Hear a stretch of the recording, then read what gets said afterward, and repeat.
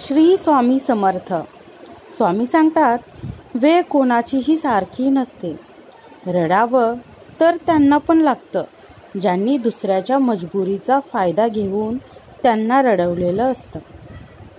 स्वामी सांगतात, आपल्या आयुष्यात कोण येणार हे आपण जन्मताच ठरलेलं असतं. येणाऱ्या प्रत्येक माणसाच्या येण्यामागे काहीतरी कारण असते. काही लोक आपल्या वाईट कर्माची शिक्षा घ्यायला येतात, तर काही लोक आपल्या चांगल्या कर्माची फळं घ्यायला येतात. म्हणूनच काही लोकांकडून आपल्याला खूप त्रास होतो, तर काही लोक आपल्या आयुष्यात आल्यावर खूप आनंद मिळतो. स्वामी सांगतात, इथेच कमवायचे आहे आणि इथेच गमवायचे आहे, म्हणून कोणालाही काही देता आलं नाही तरी चालेल, पण कोणाचे मन दुखवू नका, कारण माणुसकीचे मोल हे पैशापेक्षा खूप मोठं असतं. स्वामी सांगतात, राग आला की ओरडण्यासाठी ताकद लागत नाही, तर शांत राहण्यासाठी लागते. म्हणून जीवनात जेव्हा राग येईल तेव्हा शांत राहा. स्वामी सांगतात, कुणाच्या वाईट विचारानं तुमचं काहीच वाईट होणार नाही, कारण तुमचा कर्ता आणि करविता तुमच्या पाठीशी उभा आहे. श्री स्वामी समर्थ. स्वामी सांगतात, इतरांना आनंदी बघायला आवडणं हे अतिशय निरोगी मनाचे लक्षण आहे. इतरांसाठी काहीतरी चांगलं करावंसं वाटणं ही एक संवेदनशील हृदयाची खूण आहे.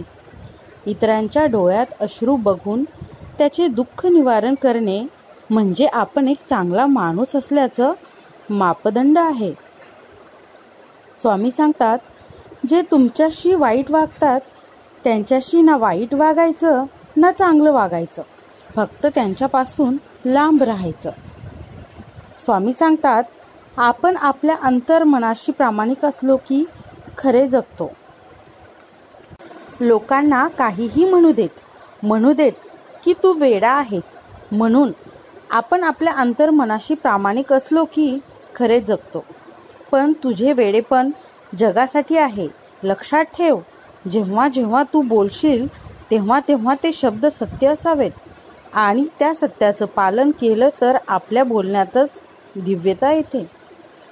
स्वामी सांगतात, ज्यांचे कर्म चांगले आहे तो कधी संपत नसतो. सत्कर्मी माणसाला जीवनात अडचणी येतात, परंतु त्या सुटणाऱ्या असतात. या उलट जो दुसऱ्याला अडचणीत आणतो त्याची अडचण आयुष्यभर संपत नाही. परमेश्वरावर नेहमी निसंकोच विश्वास ठेवा.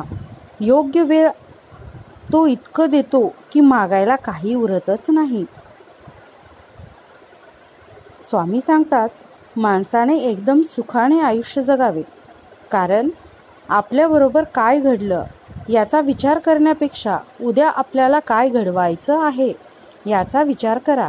कारण आपण फक्त गेलेले दिवस मोजण्यासाठी नाही, तर उरलेले दिवस आनंदाने घालवायला जन्माला आलोय.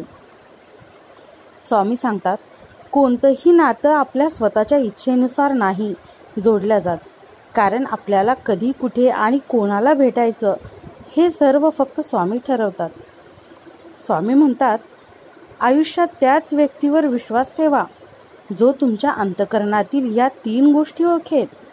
आपल्या हसण्यामागील दुःख, रागवण्यामागील प्रेम आणि शांत राहण्यामागील कारण. स्वामी सांगतात, योग्य वेळ येऊ दे. जगात कुठलीही गोष्ट विनाकारण घडत नसते, कारण जिथे तुझी सहनशक्ती संपेल तिथे आम्ही असू. स्वामी सांगतात, माझ्यावर विश्वास ठेव.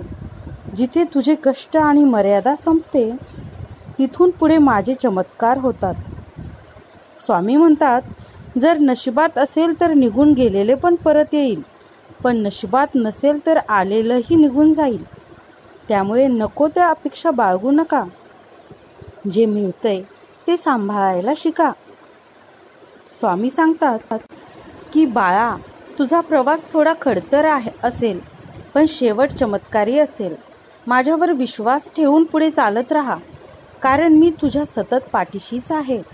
संकटे येतील, पण न डगमगता उभा राहा. माझी कृपा तुझे रक्षण करत राहील.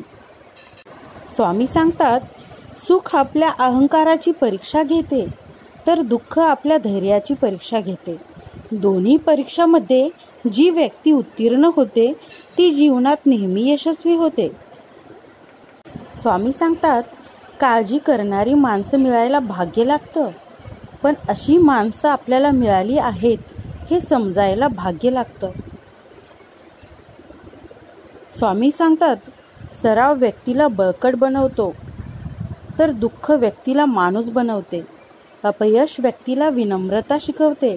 यश व्यक्तीच्या व्यक्तिमत्वाला चमक देते, परंतु फक्त विश्वासच व्यक्तीला पुढे चालण्याची प्रेरणा देत असते. स्वामी सांगतात, माझ्या प्रत्येक निर्णयावर आनंदी राहा, कारण मी ते देत नाही जे तुला आवडतं, मी ते देतो जे तुझ्यासाठी चांगलं आहे.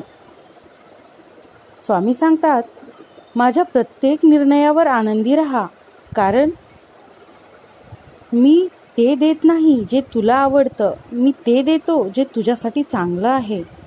स्वामी सांगतात, जीवनात वेळ हा तुमचा सर्वात मोठा गुरु आहे, जो तुम्हाला सर्व काही शिकवतो. नंतर पश्चाताप करण्यापेक्षा आधी जीव लावून प्रयत्न करणं सगळ्यात चांगलं आहे. स्वामी सांगतात, जर तुझं मन अस्वस्थ असेल तर माझे नामस्मरण कर, तुला प्रसन्न वाटेल. स्वामी सांगतात, आधार देणारा हात रिकामा असला तरी चालेल, पण त्याचा स्पर्श मात्र बळ देणारा असावा. भिवू नकोस, मी तुझ्या पाठीशी आहे. स्वामी सांगतात, कठीण रस्तेच तुम्हाला नेहमी सुंदर ठिकाणी पोहोचवतात. सन्मान लक्षात ठेवला तर अहंकार वाटतो. सन्मान करणारा लक्षात ठेवला तर कृतज्ञता वाटते. ज्ञान असेल तर शब्द समजतात आणि अनुभव असेल तर अर्थ समजतात. स्वामी सांगतात, जर नशीब काही चांगले देणार असेल तर त्याची सुरुवात कठीण गोष्टीने होते, आणि नशीब जर काही अप्रतिम देणार असेल तर त्याची सुरुवात अशक्य गोष्टीने होते. अशक्य ही शक्य करतील स्वामी. स्वामी सांगतात, अरे ज्यांना आमचा अनुभव नाही त्यांनी आमच्यावर विश्वास न ठेवणे हे समजून घेण्यासारखं आहे, पण ज्यांना आमचा अनुभव आहे त्यांनी आम्हाला गृहीत धरणं म्हणजे स्वतःच्या पायावर धोंडा मारून घेण्यासारखं आहे.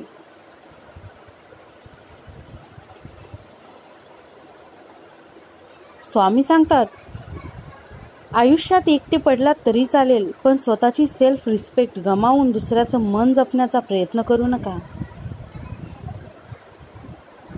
स्वामी सांगतात, जगात खूप चांगली माणसं आहेत. जर ती तुम्हाला भेटत नसतील तर तुम्ही चांगले व्हा, कदाचित ते तुमच्या शोधात असतील.